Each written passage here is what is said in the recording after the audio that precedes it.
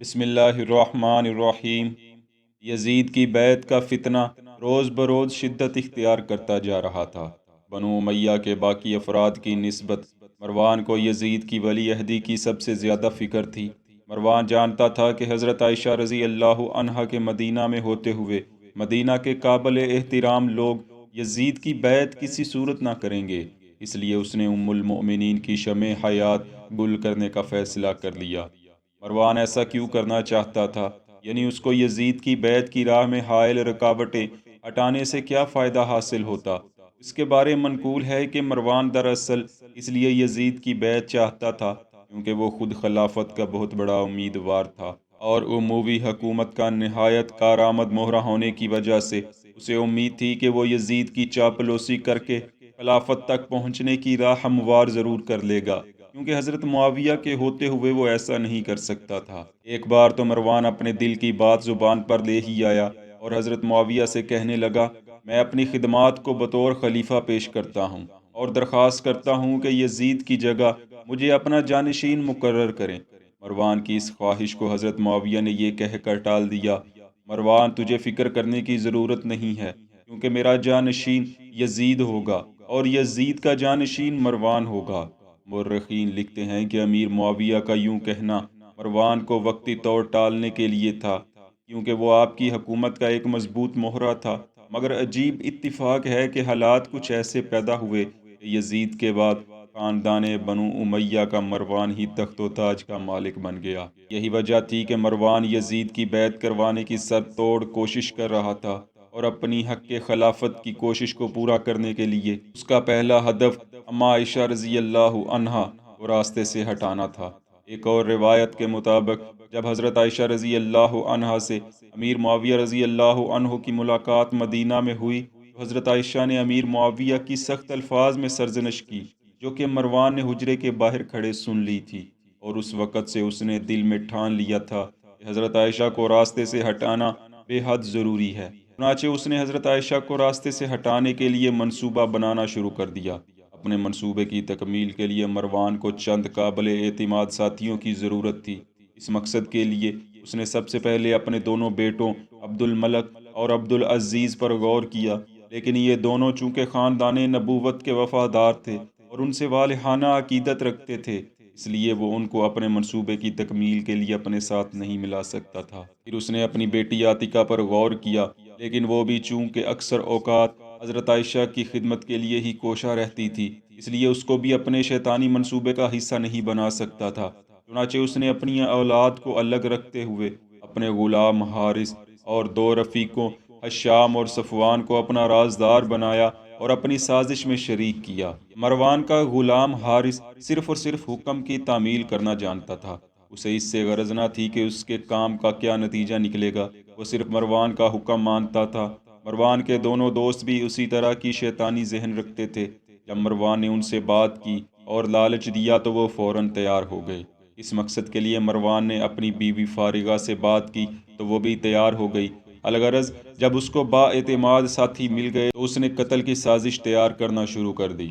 کئی دن کی سوچ و بچار کے بعد یہ فیصلہ کیا گیا کہ ام المؤمنین کو دعوت کے بہانے قصر ابیض میں بلایا جائے۔ قصر ابیض اس محل نما گھر کو کہتے ہیں جس میں مروان رہتا تھا۔ منصوبہ یہ تھا کہ دعوت سے پہلے قصر میں ایک گڑھا کھود کر رکھا جائے جس میں زہر آلود تیز چھریاں، تلواریں، تیر اور خنجر وغیرہ الٹے گاڑ دیے جائیں اور اوپر قالین وغیرہ ڈال کر ڈھانپ دیا جائے۔ مروان کی بیوی فارغہ بہانے سے ام المومنین کو اس گڑھے کے پاس لائے اور پھر موقع پاتے ہی ان کو اس گڑھے میں دھکا دے دیا جائے۔ یہ منصوبہ اس طرح ترتیب دیا جائے کہ لوگوں کو لگے یہ کوئی حادثہ ہوا ہے۔ اس منصوبے کا مروان کے علاوہ اس کے تیار کردہ 4 لوگوں کے سوا کسی کو بھی علم نہیں تھا۔ سب سے پہلے قصر میں ایک گڑھا کھودا گیا اور اس میں تیر، تلواریں وغیرہ الٹے گاڑ دیے گئے۔ یہ گڑھا قصر کے جنوبی کمرے میں کھودا گیا۔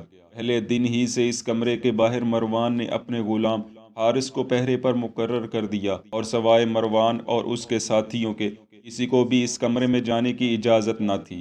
اس مقصد کے لیے جتنے بھی ہتھیار تیار ہوئے وہ تمام کے تمام زہر آلود تھے، تاکہ اگر معمولی بھی زخم ہو تب بھی زہر کا اثر جسم میں پہنچ جائے اور زندہ بچنے کی کوئی صورت ممکن نہ ہو سکے۔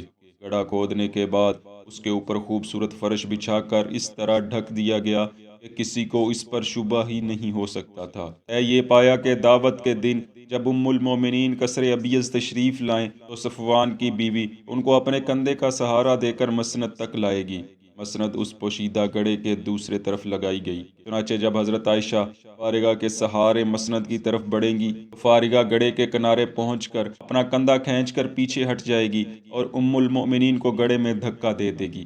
پھر ام المؤمنین کے گڑھے میں گرتے ہی فارغہ اپنی ایک سہیلی ہندہ کی مدد سے ام المؤمنین کو باہر نکالے گی اور صفوان اور حشام دم کی دم میں گڑھے کو مٹی سے بھر کر برابر کر دیں گے اور اس پر فرش بچھا دیں گے۔ اس طرح کسی کو معلوم ہی نہ ہو سکے گا کہ ام المؤمنین کیوں کر زخمی ہوئی تھی۔ یہ شیطانی منصوبہ تیار ہوا تو اگلے مرحلہ ام المؤمنین کو دعوت کے بہانے قصر ابیض میں بلانے کا تھا۔ حضرت عائشہ رضی اللہ عنہا تو مروان سے سخت ناراض تھیں اور اس سے کلام کرنا بھی پسند نہ کرتی تھیں، اس لیے مروان نے اپنے بیٹے عبد الملک کے کندھے پر رکھ کر تیر چلایا۔ مروان نے اپنے بیٹے عبد الملک کو بلایا اور کہنے لگا، بیٹے، ام المؤمنین حضرت عائشہ کافی عرصہ سے مجھ سے ناراض چلی آتی ہیں، تم اپنی بہن کے ساتھ ان کی خدمت میں حاضر ہو کر میری طرف سے انہیں سلام پیش کرو اور انہیں مدعو کر کے گھر پر لے آؤ۔ عبد الملک کو اپنے باپ کی اس بات پر تعجب ہوا، کیونکہ وہ جانتا تھا کہ میرا باپ مروان تو حضرت عائشہ کا سخت مخالف تھا اور ان کی برائی کے لیے کوئی موقع ہاتھ سے جانے نہ دیتا تھا۔ اب یہ اچانک تبدیلی کیسے ممکن ہوئی؟ الغرض عبد الملک حیران بھی تھا اور خوش بھی تھا کہ اللہ تعالیٰ نے میرے باپ کو ہدایت عطا فرمائی ہے۔ وہ اپنے باپ کی مکاری کو نہ سمجھ سکا اور کہنے لگا، بابا، آپ کا خیال بہت نیک ہے، ام المومنین واقعی آپ سے ناراض ہیں، پھر آپ انہیں خود مدعو کرنے کیوں نہیں چاہتے؟ مروان نے کہا، افسوس، میں کیا کروں، مجھ سے اس قدر غلطیاں سرزد ہوئی ہیں کہ ان کے سامنے جاتے ہوئے شرم محسوس ہوتی ہے۔ تم اور تمہاری بہن دونوں کو حضرت عائشہ رضی اللہ عنہا پسند کرتی ہیں، اگر تم لوگ انہیں دعوت دو گے تو وہ ضرور آ جائیں گی، پھر میں ان سے قدموں میں گر کر معافی مانگ لوں گا۔ وہ دریا دل اور درگزر کرنے والی ہیں، امید ہے کہ وہ مجھے معاف کر دیں گی۔ مروان کی دغا بازی اور مکاری کی یہ حد تھی کہ مروان نے اپنے بیٹے اور بیٹی کو بھی دھوکہ دیا اور یہ بھی نہ سوچا کہ اس واقعے کے بعد دنیا ان دونوں کو کتنی لعنت و ملامت کرے گی۔ چنانچہ عبد الملک باپ سے فریب کھا گیا اور ام المؤمنین کو دعوت پر مدعو کرنے کے لیے جانے کو تیار ہو گیا۔ ناظرین، عبد الملک اور اس کی بہن عاتکہ شام کو ام المؤمنین کے پاس دعوت دینے کے لیے حاضر ہو گئے۔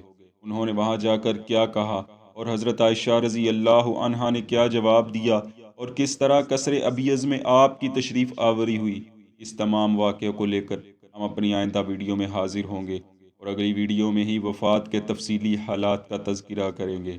آپ کی دعاؤں کے طلبگار ہیں۔ اللہ پاک آپ کا اور ہمارا حامی و ناصر ہو، آمین۔